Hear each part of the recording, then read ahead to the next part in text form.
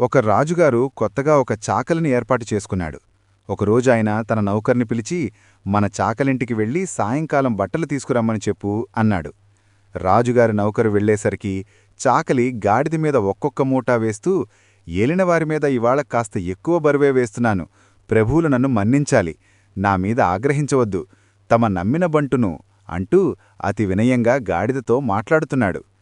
నౌకరు నిర్గాంతపోయి రాజుగారి దగ్గరికి తిరిగి వెళ్ళి, మహారాజా, మన చాకలికి మతిపోయింది అంటూ తాను చూసింది విన్నది చెప్పాడు.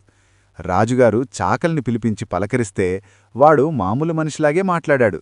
చివరకు రాజుగారు వాణ్ణి, నువ్వు నీ గాడిదతో అతిమర్యాదగా మాట్లాడుతున్నావుటా, దేనికిరా అని అడిగాడు. అదా మహారాజా, మేం తక్కువ వాళ్లం, మాకు తమబోటి వాళ్లతో మాట్లాడే పద్ధతి కష్టపడి నేర్వాలి. మాలో మేం అరే ఒరే అనుకుంటాం. మర్యాదగా మాట్లాడటం అభ్యాసం చెయ్యాలంటే నాకు నా గాడిద తప్ప ఇంకెవరున్నారు చెప్పండి అన్నాడు చాకలి.